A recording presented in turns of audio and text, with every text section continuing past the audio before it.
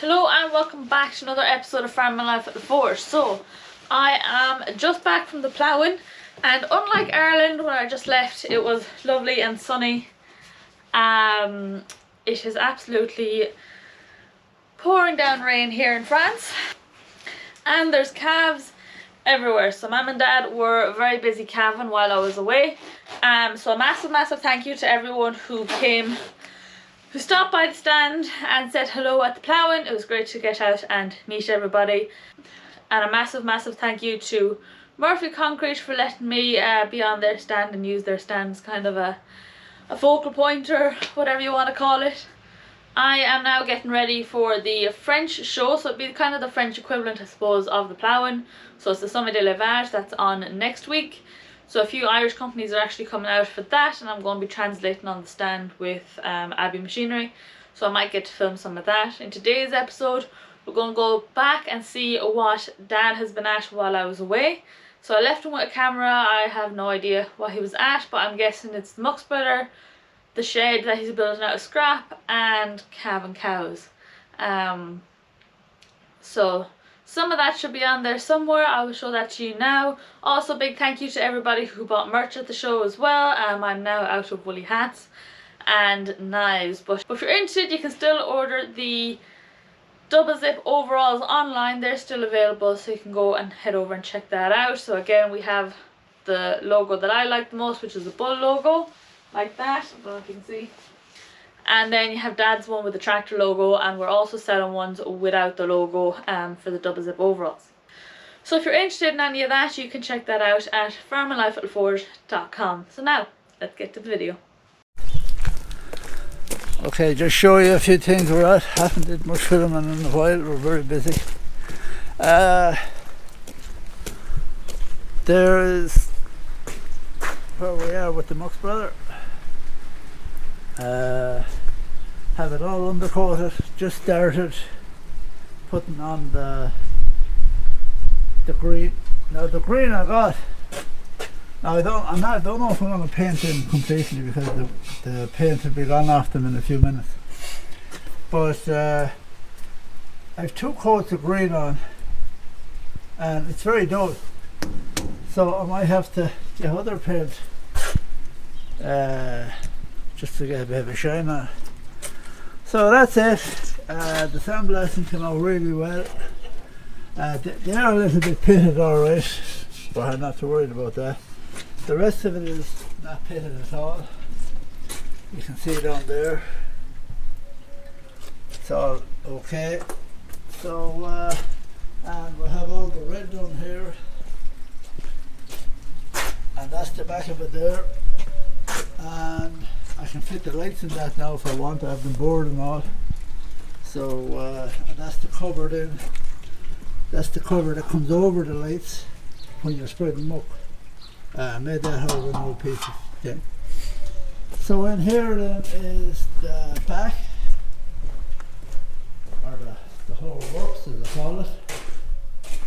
So we have 2 coats of primer and 2 coats of red. Like that again, don't know whether I ran out of red anyways, but I don't know whether I'm going to spray that red or not yet. But yeah, it really came up well. Now there is the odd little place where it's pitted, but I'm not going to make it like a brand new one. And I turned that around. If they had the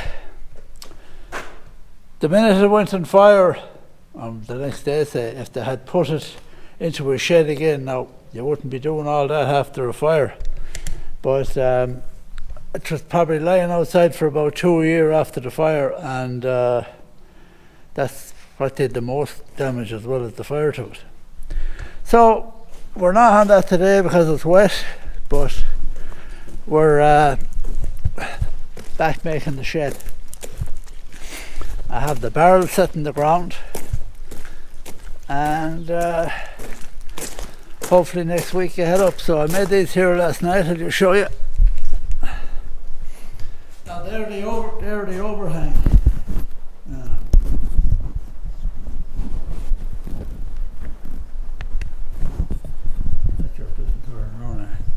There they overhang. So I have them all laid out just to put the cleats on now, as they call them, and I have them kind of cut out here, rounded off. See there? Can you see it there? Yeah. So they sit down nice and weld them on, and hopefully get that framed next week. Plan to have it done, but the year has been dried out with bad weather, and like I said earlier on, anyone that come over to help me this year, the weather was bad, and we're at other projects, so we're at the hay and silage on our own. That'll do. So, putting in the dry shaft, and there, cleaned up all them threads there this morning. Now, you might remember I was on to you before, this had been welded on here, up here and there. So drill this out and have them real hard bolts to go into it. Hopefully that should do it. Now the only thing I'm kind of worried about is did the shaft break there one time, or did a bearing go, which I don't think so. They look to be all original bearings. Or was it done that way? No, it didn't look very professional to be done that way. So my first thought is that maybe a bearing went, they couldn't get the shaft out, or maybe couldn't get the end off of this here, and they cut it, but they didn't cut it in a very handy place. So maybe that's not it either. So I'm going to put in now anyways, and see what happens.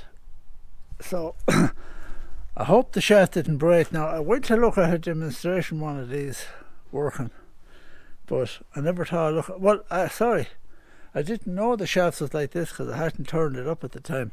I hadn't actually looked up at the front. So that'd be my only fear, but I couldn't. There's a shear bolt on that drive shaft, so you'd imagine the shear bolt would break first. So we'll have to see. It's the same setup as the last one, but the last one I took the shaft out. The last one, all right, but it came straight from the front back. So I'll try to get this in and then I'll show you. So shaft is in, just to behind the little grub screws now. It's where it should be. There was a slight little bend in the shaft, so I tightened it up and heated it, and a few little tips, and now it's not tight, it's free all around. So that was it, and the joiner is there, fitted up. So just bolt it up now, turn it down, and I have to get out of the way. So a lovely warm day, back at my shed. Hopefully get it framed now in the next day or two. There, the trusses there you see them being made. There's the rest of them there, standing there. On the top here I put a long threaded bar straight through in case this might tear. Now it's only 5mm. Mightn't, so I just put the long bar through. Another thing that could be wrong as well with the overhang, some of these uprights have little twists in that on them. So when I have it all set up, these might want to be shimmed. The overhang might need to be shimmed up and down a small bit to have it level on the outside. The back should be okay because it's working off the ground. So I just have timbers screwed on to there, and I'll screw the sheeting on to the timber. So it's kind of flush there now, and I have the screws countersunk in there. So you might be wondering what these are. All these legs here sit on the barrels, so all the tops of the barrels are level. So I just drop these in, and it's the same there. Now there are the two gable end trusses, left and right. So what I say at all is I'm going to sheet this on the ground now, and then take off one sheet about there when I have a sheet, and leave it one side so I can grab or put a chain around it up there, and when it's swinging it won't damage the top of the sheet. I'm not sheeting the overhang, there's no need, and hopefully it'll all go up without any concrete, have it all framed and everything, and then I'll fill all the barrels up with concrete. That's the plan on it. So that's the other one. Now these ones are longer because I'm going with the flow of the site, so doesn't matter. It's only for backing in machines, as I said in another video. It's just to back in machines. I'll have it gravelled. Now we had awful rain the other day, so yeah, the ditch will stay there for now, as it'll just blank off the weather. Down here I'm gonna have to sheet the last maybe 2 bays. So, and then afterwards in my own time I can take away the clay here and put a bit of gravel on it. So that's it, and put a bit of gravel in there. Now what I might do is I'll put a bit of gravel, and when I'm finished here, that'll be blocked off from the cattle altogether, sheeted and all, with a gate. So I might put a little drain across there. Some of you that watch the channel, I have a little mole plough, or kind of a ditcher we call it, and it'll put a nice little groove across there and out into the field. So the flow of the land is this way, just to throw most of the water off. It'll go out the gate and down and into the lake. So that's it. It's nothing what do you call it, complicated at all. All the barrels, as I said, are levelled now, so then bars will just sit on it, and then afterwards when it's all up, I forgot to tell you about these. So I made these 2 big X days. That's what will stop it falling. So this bay will go up first here, and the big X, the wind tie, will go on the back one and on the front one here. So this bay will stay there, then it'll be like a table. So then I'll put up the gable end there, and the power lines will attach onto the first one, and then I'll continue down along till I get to the last one, and then I can, when I have the power lines on the overhang, I can see if there's a little flaw, because as I said, some of them poles there, slight little twist, and maybe there's 1 or 2 of them a little bit tapered. So the ones that are tapered, I made the truss a little bit longer. So each truss has its own place to go. It's all okay so far. Even the bits of boards, all that was on the other farm. So there's nothing bought there. Sorry, except as I had to cut the cleats. I had to make them there. So the rest is all, and the bolts of course, the rest is all salvaged.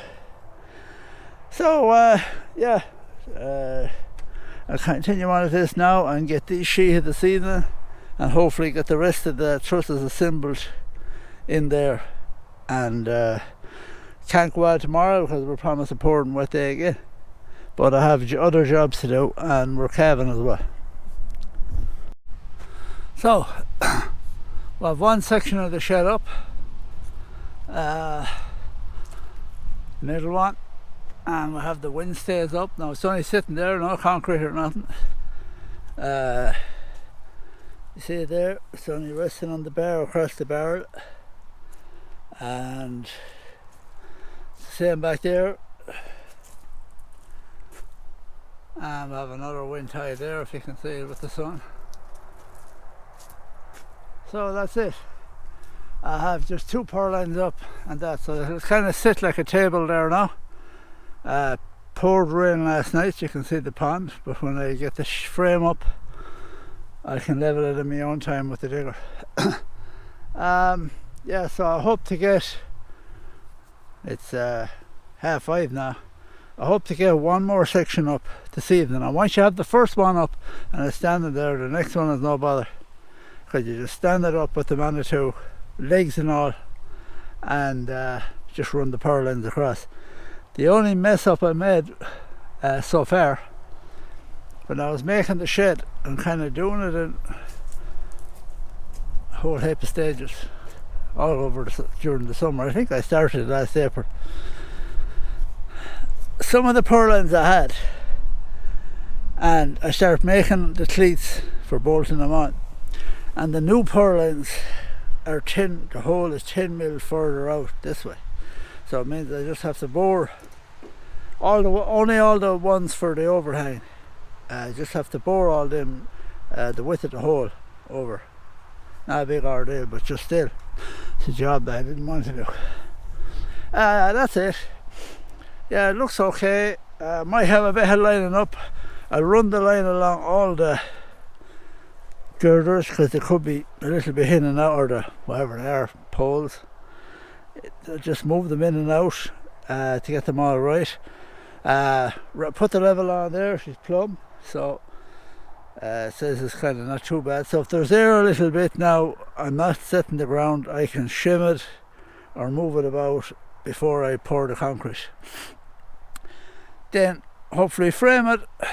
I showed you the other day there, sheeting the trusses. I had the 2 gable end trusses sheeted. They're over there on the ground. So get up this one, that gable, and then 2 more down there. And that's it, because I want to get a fence across here, but get that back up. I need that there for the cows, bunches of cows after calving. You let them in and out of the shed. There's the Berlin Wall, people to watch the channel. So that's it, happy enough. Didn't fit the video out. Number 1, I've only got 1 battery. Laura's gone off filming. Number 2, it is me and Emily, and well, it went okay, there was no arguments, but there could have been. But yeah, that's it. I have to go out now after a calf, and hello. Just do a quick bit on what we're at. Well, we're very busy actually. So here's the muckspreader at the back of it.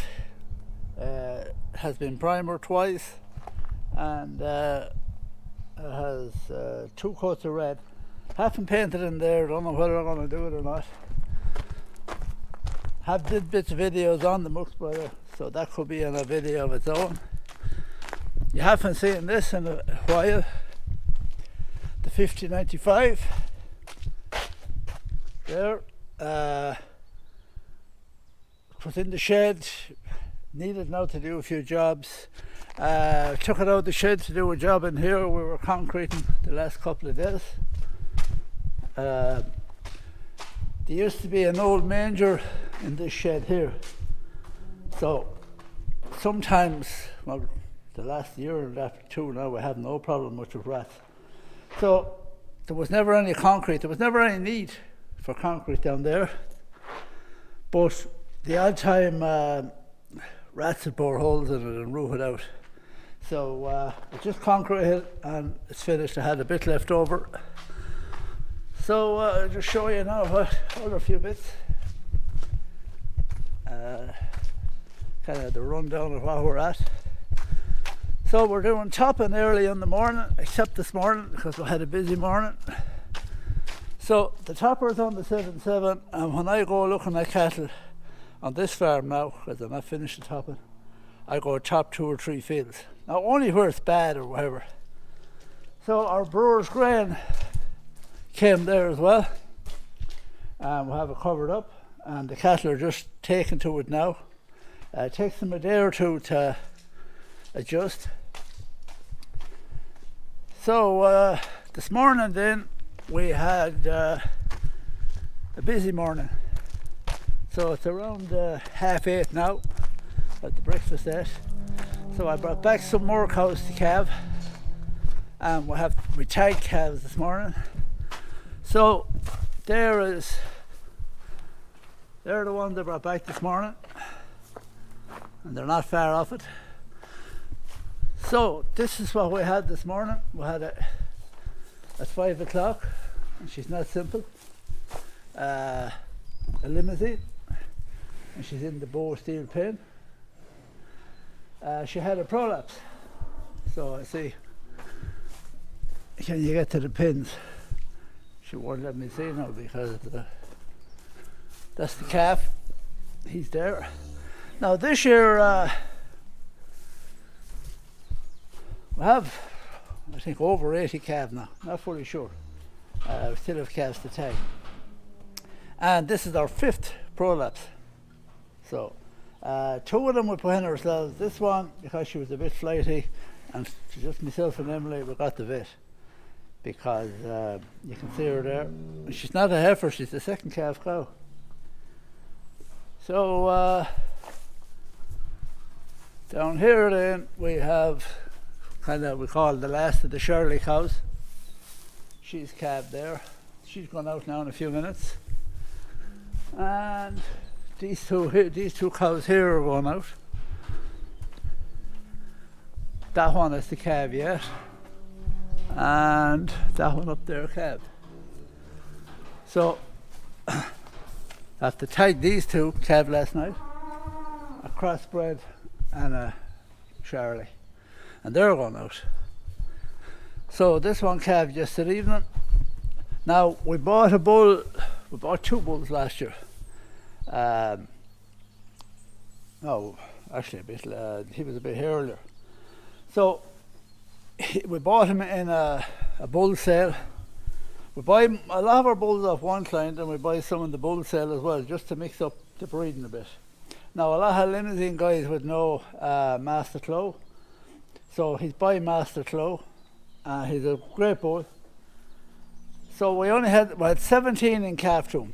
He worked 100%. So he was a bit difficult on the calving thing. So we were watching these like a hawk. But the 7 of them calved now. Actually, they're nearly all calving nonsense. So this one here is due to calve. She's in there now. So we tagged these this morning early. Then 2 heifers there.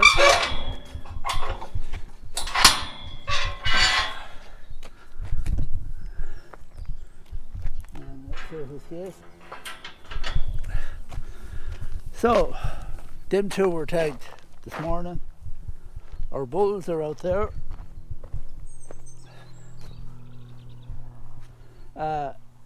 That's the last bull we bought there, Snoopy.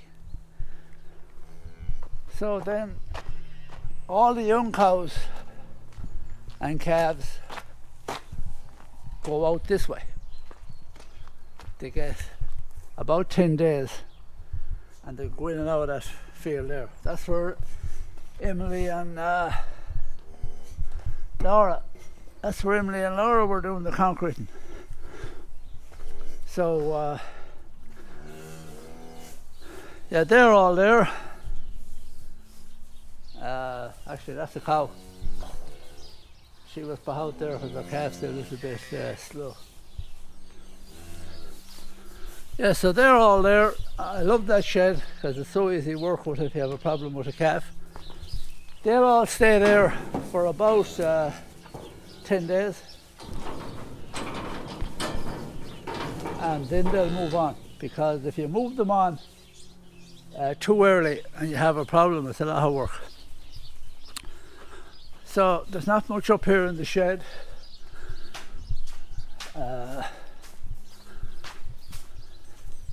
Yeah, they're the ones now. When Emily's over checking cattle in the other farm, when she comes back, we check, lock in these, tag them, and get them out of the shed as quick as possible. Now we have no scour problems yet, but can happen anytime. Now this one, she's there, she's not calving till Christmas, but I don't know what to do with her. She's a complete nutcase. And they're all heifers that I showed you there. I'll just show you here now. Our Murphy trailer gets a lot of work this time of the year. So I'll go around the far side. Now this morning it's on the TL because I was using the trailer and the tractor just to barricade cows to get them around in the rain. So we use this a lot as well on the tractor because it's handy. Now I might have showed you this before, and if I didn't, I'll show you again. It's turning around the camera. So it's this here. It fits on the back on the 3-point linkage. I know there's lots of different types out, it's not new or anything, but why I like them is that's a tri-axle trailer, so you can actually lift it up if you're in tight spots, and the 2 front wheels is off the ground and it's easy to get it exactly where you want it. Now I know you haven't the option when you have it on the Jeep or the 4x4, but for me, before we made that got caught, you can see it twisted in the wheel because it was where I used to have it onto the drawbar. So this way it can't get caught because it's away from the wheel and you can lift it up and down. There's another thing as well why I like this is there's a little bit of a suspension on the lift.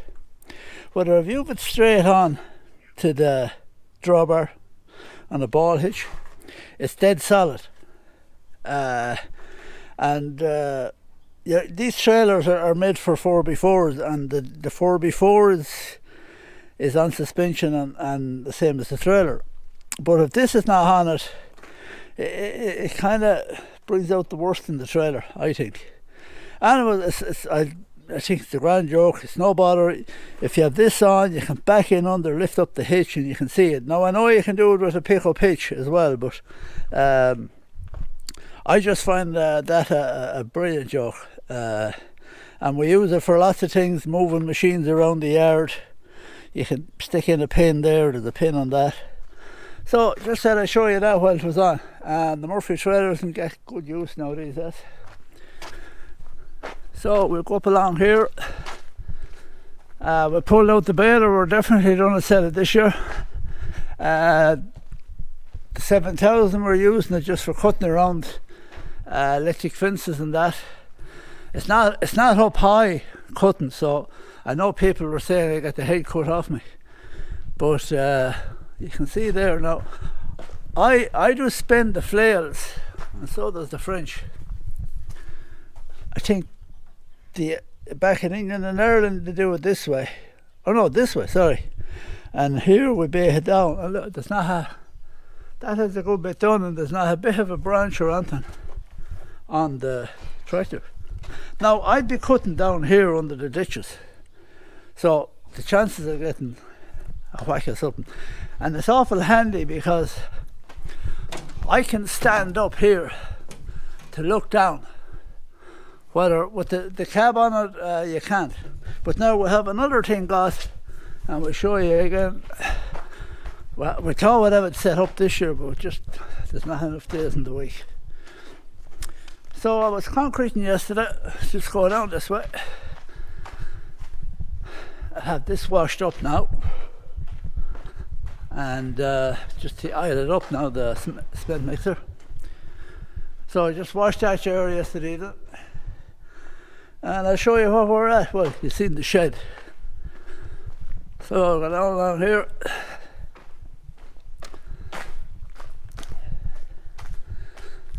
We're starting to use an old wrap now, and there, all them railway sleepers. We're going to do another divide. I think I said it before, in the back field that's some scrap to divide up another section, because it's very handy.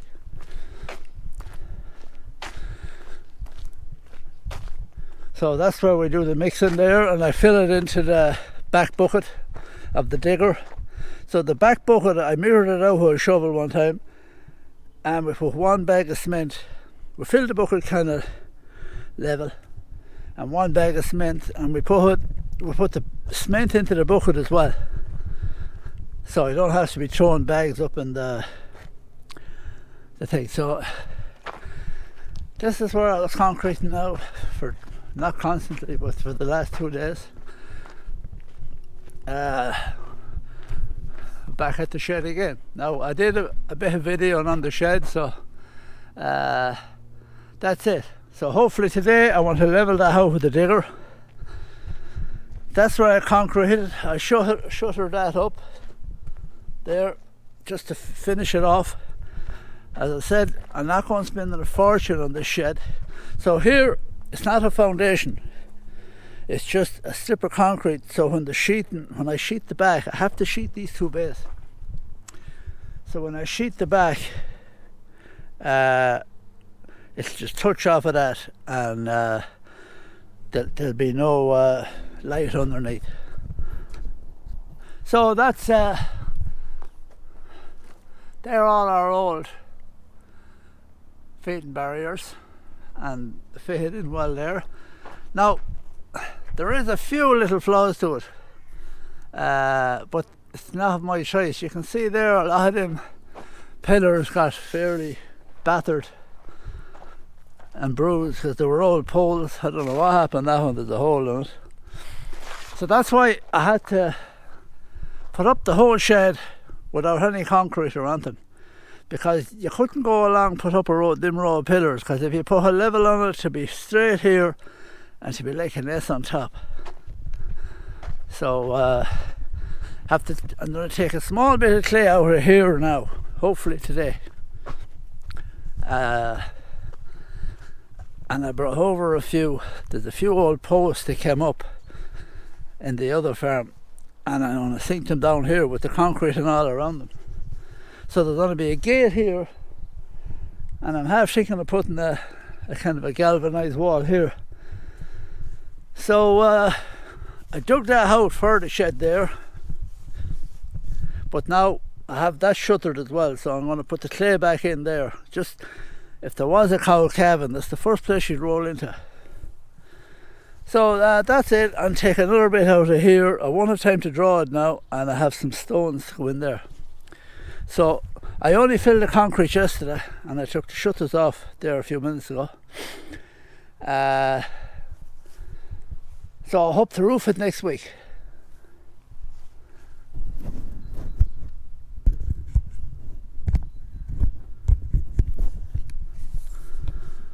Now, that's just a quick rundown of what's going on. I'm happy the way the shed turned out. Grand simple shed for Beck. I hope to put the 2 balers there. I don't know what I'm going to put there. And I'll be kind of bet to put something high there, because I have the wing stay on it. Now, probably could come off it now. It's not a high shed. But I'll leave it on for a while and see. It's easy to put something low in there. And the other plan is for these 2 bays, and I seen it on a French channel actually, and I have round bars. I'm going making stands here so I can stack, say, the power harrow and different things, put them up on the stands out of the way. So the biggest problem is if you build a big long shed, you have to move everything to get one thing. I just want to have these at the back and something simple here at the front, so that I can pull away really quick. Yeah, that's it. So there's a gate going here. I set a post here. I showed you there. I set that post there.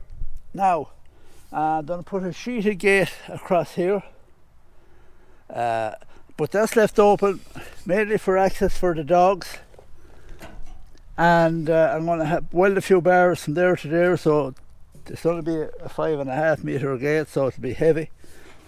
So I'm going to weld a few round bars there, like that, and they've access for the dogs, and we'll be able to get in and out without opening the big sheeted gate. It's not a gate we'd use that often. We come in here with the maize and silage and things like that, so it'll just shelter off the yard.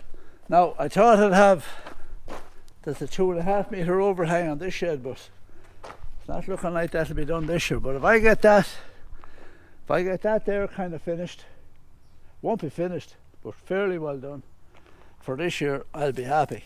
So yeah, that's it. A few rundowns on what's going on.